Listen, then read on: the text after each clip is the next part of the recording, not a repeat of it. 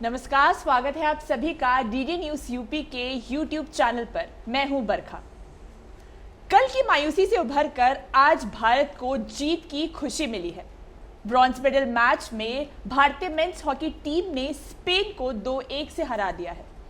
इसी के साथ भारत के खाते में 4 ब्रॉन्ज मेडल आ चुके हैं।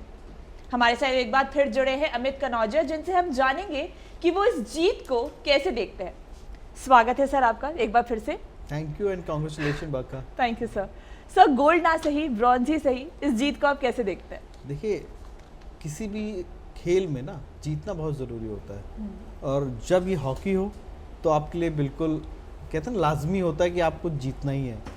गोल्ड नहीं जीत पाए, ज़रूर मायूसी थी जिस दिन भारतीय हॉकी टीम सेमीफाइनल में जर्मनी से हारी, लेकिन उस मायूसी को कुछ हद तक भारतीय हॉकी टीम ने आज के प्रदर्शन से दूर कर दिया है। कम से कम वो खाली हाथ नहीं लौटेंगे। लगातार दूसरा ओलंपिक है भारतीय हॉकी टीम के लिए। टोक्यो ओलंपिक में भी उन्होंने ब्रॉन्ज जीता था और इस बार भी ब्रॉन्ज जीता है। हालांकि हम शुरू से उम्मीद कर रहे थे कि इस बार मेडल का कलर सुनहरा होगा, लेकिन मेडल मेडल होता है और उस मेडल को पाने के लिए जितनी मेहनत खिलाड़ी करते हैं वो हम और आप शायद से बात कर सकते हैं, क्योंकि हर एक मैच में के लिए जी जान लगा के खेलना और देश के लिए खेलना और इस बात के लिए खेलना कि हमें मेडल जीतना है, ताकि 140 करोड़ भारतीय जो हमारा इंतज़ार कर रहे हैं, मैच देख रहे हैं, और उनको खुशी देना है, झूमने का मौका देना है। और मुझे लगता है ये ब्रॉन्ज भी गोल्ड से कम नहीं है, क्योंकि भारतीय हॉकी टीम ने पूरे ओलंपिक में लाजवाब प्रदर्शन किया है और जो सेमीफाइनल की मायूसी थी हारने की, कुछ हद तक उसको दूर कर दिया। बिल्कुल। आज के मैच में हरमनप्रीत सिंह ने बहुत बेहतरीन प्रदर्शन किया। दोनों पेनल्टी कॉर्नर्स में उन्हीं के गोल हुए। उनके बारे में आप क्या कहना चाहते हैं? देखिए, हरमनप्रीत सिंह, मैं आपको पीछे थोड़ा ले जाऊंगा कि इसी जगह पर जो चीफ सेलेक्टर थे हॉकी इंडिया के, जिन्होंने इस टीम को चुना था, तो मैंने उनसे पूछा था कि आपने हरमनप्रीत सिंह को ही कैप्टन क्यों चुना।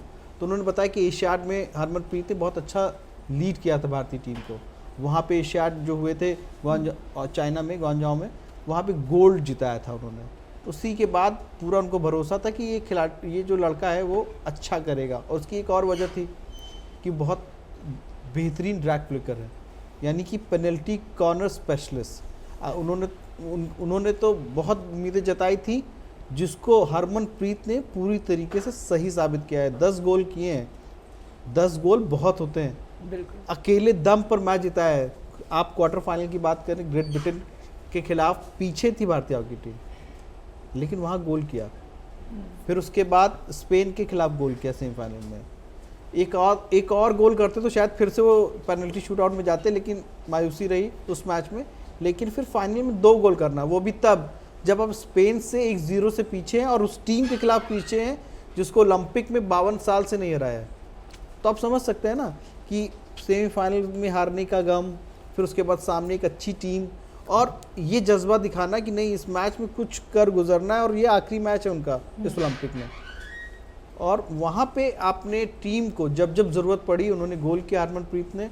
और एक बात मैं ऐड करना चाहूँगा, हॉकी ना भारतीयों के लिए ना बहुत इमोशनल गेम है। नो डाउट क्रिकेट को बहुत पसंद करते हैं, बाकी और खेल भी हैं जिसको अब भारतीय बहुत दिल से लगाते हैं, लेकिन हॉकी की ना एक जगह है भारतीयों के दिल में जो हमेशा से बहुत खास रहेगी।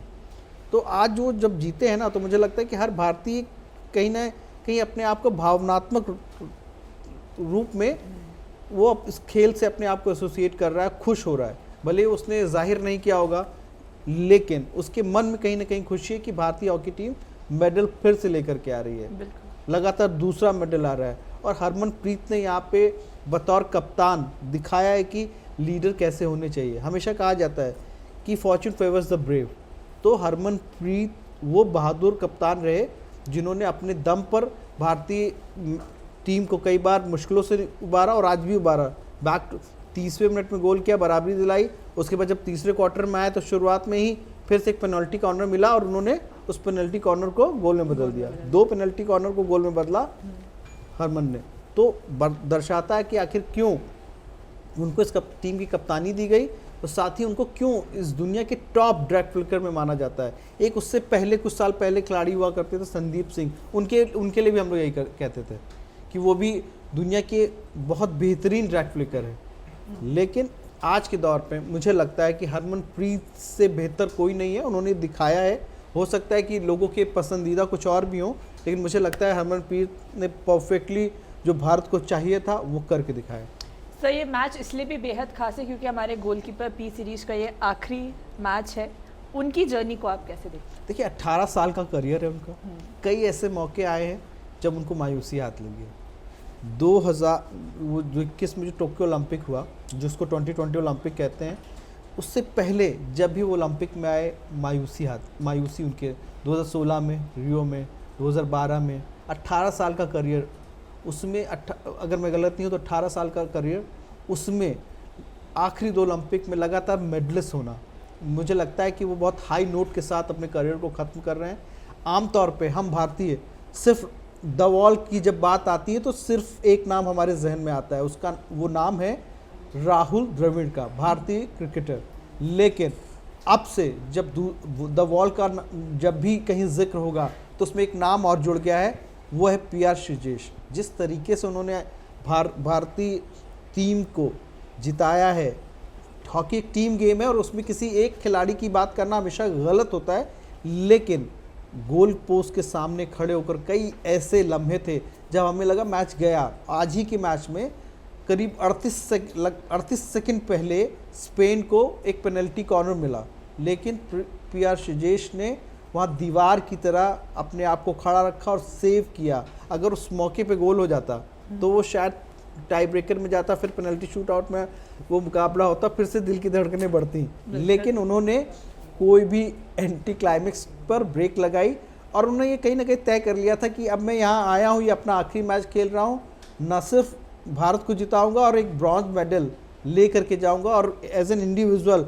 उनके पास 2 ब्रॉन्ज मेडल हैं, टोक्यो में भी और पेरिस में भी। तो मुझे लगता है बहुत हाई नोट पे ख़त्म किया। और वो कितने बड़े खिलाड़ी हैं ये यही दर्शाता है कि जब पी.आर. श्रीजेश ने गेम ख़त्म कर लिया, वो पोल पे चढ़ गए, तो उनके जो साथी खिलाड़ी थे उन्होंने बो डाउन किया, उनके सामने झुके, उनको एक तरीके का शुक्रिया अदा किया जो भी उन्होंने इतने ओवर द ईयर्स भारतीय हॉकी टीम को दिए और जनरेशन। और देखिए आमतौर पे किसी भी खेल में ना जो फॉरवर्ड प्लेयर बनना चाहते हैं, फुटबॉल में स्ट्राइकर बनना चाहते हैं, मिडफील्डर और ख़ासतौर पर डिफेंडर, गोलकीपर बहुत कम लोग बनना चाहते हैं। लेकिन पी.आर. श्रीजेश के इस बेहतरीन प्रदर्शन के बाद मुझे बिल्कुल भरोसा है कि आने वाले जो हॉकी खिलाड़ी हैं ना, जो खेल रहे हैं, वो गोलकीपर बनना चाहेंगे, क्योंकि अक्सर लोग याद रखते हैं किसने गोल किया।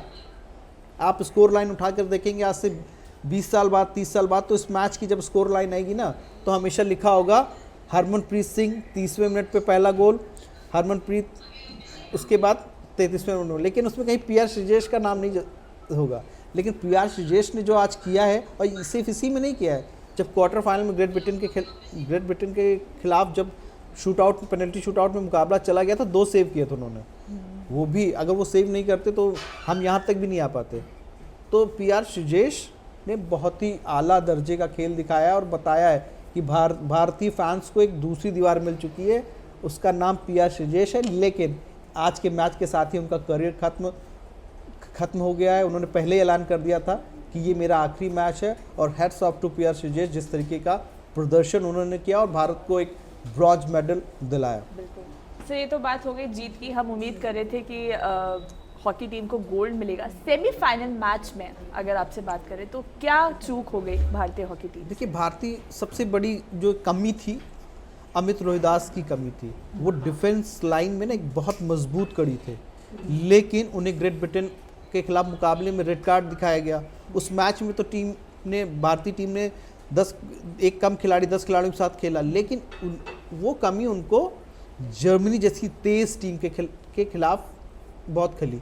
क्योंकि मैंने आपको सेमीफाइनल मुकाबले से पहले भी बताया था कि जर्मन टीम बहुत तेज खेल, मतलब बहुत उनके खेल में स्पीड है और अटैकिंग खेल खेलते हैं। वो कभी डिफेंस पे ज़्यादा जोर नहीं देते, वो हमेशा अटैक करते हैं। तो जब सामने वाली टीम का अटैक बहुत अच्छा है तो आपका डिफेंस बहुत अच्छा होना चाहिए। और थोड़ी किस्मत भी भारतीय टीम के साथ उस दिन नहीं रही। एक खिलाड़ी, मैं नहीं कहूँगा कि एक ही खिलाड़ी की वजह से हार गए, थोड़ी किस्मत भी भारतीय टीम के साथ नहीं रही, नहीं तो हम इस समय बात कर रहे होते कि भारतीय हॉकी टीम फाइनल खेले और लेकिन अब जो हो गया सो हो गया। लेकिन जो भी अभी भारतीय हॉकी टीम ने करिश्मा दिखाया वो वो एक हमेशा याद करने लायक लम्हा है और हम भारतीयों के दिल में हमेशा ताज़ा रहेगा, क्योंकि लगातार 2 ब्रॉन्ज मेडल भारतीय हॉकी टीम ने कब जीते थे, अब अगर बहुत साल पहले जीते थे 50 और 60 के दशक में, जब भारतीय हॉकी टीम बिल्कुल पीक पे हुआ करती थी, तब जीतते थे।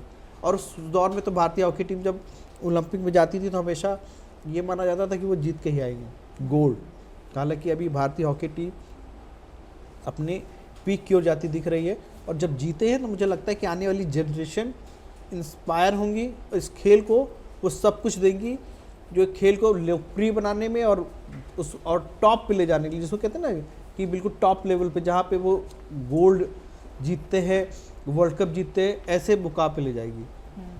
सर, आपने कहा था कि हॉकी टीम अभी उसकी पिछले मैच में हमने जो देखा था उसके पेनल्टी कॉर्नर्स में वो हमेशा चूक जाती थी, लेकिन इस बार भारत का प्रदर्शन बहुत अच्छा रहा। ऐसे कौन कौन से फैक्टर्स है या जगह है जहाँ पर भारतीय हॉकी टीम को मेहनत करने की ज़रूरत है? देखिए, हमेशा गुंजाइश रहती है किसी भी खेल में सुधार की।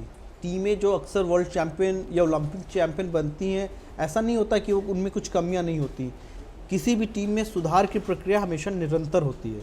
जिस तरीके से आप अच्छा खेलते हैं उसमें कुछ कमियां भी रहती है, कभी कभी आपको किस्मत का भी साथ मिलता है, इसमें कोई शक नहीं। डिफेंस अब भारत के सामने सबसे बड़ी चुनौती ये होगी कि जो पीआर श्रीजेश जो गैप छोड़ करके जाएंगे, मतलब पीआर श्रीजेश के बाद वो वॉल ढूंढना द वॉल जैसा खिलाड़ी, एक उनके कद का खिलाड़ी भारतीय हॉकी टीम को ढूंढना होगा। हालांकि जिस तरीके का टैलेंट पूल पिछले 10 सालों में भारतीय हॉकी टीम ने तैयार किया है, यहाँ पे मैं तारीफ करूँगा हॉकी इंडिया के भी, जिन्होंने बहुत कुछ भारतीय हॉकी टीम को दिया है जो उनको ज़रूरत थी। ऐसा नहीं कि पहले के समय में नहीं दिया जा रहा था, लेकिन एक दौर आया जब 80 से लेकर के 2010 का एक बीच लगभग 30 सालों में, जहां भारतीय हॉकी टीम ने अच्छा तो प्रदर्शन किया लेकिन उसमें कंसिस्टेंसी नहीं थी। इसकी वजह रही कि 2008 बीजिंग ओलंपिक में भारतीय हॉकी टीम क्वालिफाई नहीं कर पाई थी। जब से खेलना शुरू किया था भारतीय हॉकी टीम ने ओलंपिक में, ये पहला मौका था। ये सोचिए कि एक वो खेल जिसमें भारतीय हॉकी टीम ने 8 गोल्ड जीते हों और सबसे ज़्यादा मेडल ओलंपिक में जीते हों, उसके में ही नहीं क्वालिफाई कर पाए। लेकिन ये तस्वीर बदली है। भारतीय हॉकी टीम ने लगातार बेहतर प्रदर्शन किया और ख़ास तौर पे जिस तरीके से 2020 और 24 में किया है, तो ये अच्छी तस्वीरें हैं और अच्छी उम्मीदें हैं, और ये लगातार दर्शाती हैं कि भारतीय हॉकी टीम यहाँ से आगे जाएगी। और उम्मीद ये भी करते हैं कि इस खेल में और लोग जुड़ेंगे, क्योंकि कोई भी खेल तब बढ़ता है जब उसमें ज़्यादा से ज़्यादा यंग ब्लड आता है, युवा खिलाड़ी आते हैं, बच्चों में उसका क्रेज़ होता है, और जब टीमें जीतती हैं तो क्रेज़ बढ़ता है। तो भारतीय हॉकी टीम में मैं ये इस उम्मीद के साथ अपनी बात ख़त्म करूँगा कि आने वाले सालों में भारतीय हॉकी में और बेहतर टैलेंट पूल नज़र आएगा, और ये जब जाएंगे तो गोल्ड के लिए ही जाएंगे। बिल्कुल सर, आज इंडियन हॉकी टीम ने ब्रॉन्ज तो जीत लिया, एक और मैच है आज रात 11 बजे जैवलिन थ्रो का, क्या उम्मीद रखते हैं आप? I am crossing my finger. पूरे देश की तरह मुझे भी बहुत भरोसा है और बहुत उम्मीद है। हालांकि मैं आपको बताऊं कि मैं उस मैच को नहीं देखूंगा, क्योंकि कहीं ना कहीं दिल की धड़कनें बढ़ी रहेंगी। लेकिन नीरज कुमार ने जिस तरीके से क्वालिफिकेशन राउंड में प्रदर्शन किया था, और मैं मैच देखूंगा इसलिए नहीं कि मुझे नीरज कुमार पसंद नहीं है, खेल पसंद नहीं है, बट लाइक थोड़ी सी दिल की धड़कनें बढ़ी होंगी, तो उससे बेहतर है कि मैं रिजल्ट सुनना चाहूँगा कि क्या हुआ। और वो जो भाला फेंकेंगे ना, जो अपना जैवलिन थ्रो करेंगे ना, तो मैं बस यही उम्मीद कर रहा हूँ जैसे हर पूरा देश कर रहा है कि वो गोल्ड पे लगेगा, क्योंकि अभी तक भारत को गोल्ड नहीं मिला है। और पिछली बार टोक्यो में भी नीरज चोपड़ा थे जिन्होंने भारत का खाता खोला था, और इसी अगर वो नीरज चोपड़ा इस कामयाबी को दोहराते हैं तो ये यकीन मानिए कि ये भारत के इतिहास में सबसे महानतम खिलाड़ियों में शामिल हो जाएंगे। देखिए, बतौर टीम और टीम प्लेयर, चाहे वो ध्यानचंद की बात करें, बाकी और दिग्गज हॉकी खिलाड़ी की बात करें, उन्होंने अपने गोल्ड मेडल को डिफेंड किया है, but as an individual event में नीरज चोपड़ा पहले भारतीय खिलाड़ी होंगे अगर वो गोल्ड जीत लेते हैं, और इसी के साथ वो उन चुनिंदा खिलाड़ियों में हो जाएंगे पूरी दुनिया के ओलंपिक इतिहास में जो अपना टाइटल, ये कह लें अपना मेडल डिफेंड करेंगे। तो हम उम्मीद कर रहे हैं कि वो जो भाला जाएगा तो सबसे दूर उन्हीं का भाला, वो जब थ्रो करेंगे, जैवलिन थ्रो करेंगे, तो सबसे दूर नीरज चोपड़ा का होगा। बिल्कुल, हमारी तरह हमारे साथ साथ पूरे देशवासियों को ये उम्मीद है कि नीरज चोपड़ा देश के लिए गोल्ड लेकर आएंगे। अब तक भारत के खाते में 4 ब्रॉन्ज आ चुके हैं। अब बस उम्मीद है कि आगे और भी मेडल आए, सिल्वर आए, गोल्ड आए। इसी उम्मीद के साथ आज का ये लाइव सेशन खत्म करते हैं। मुझे दीजिए इजाज़त। नमस्कार।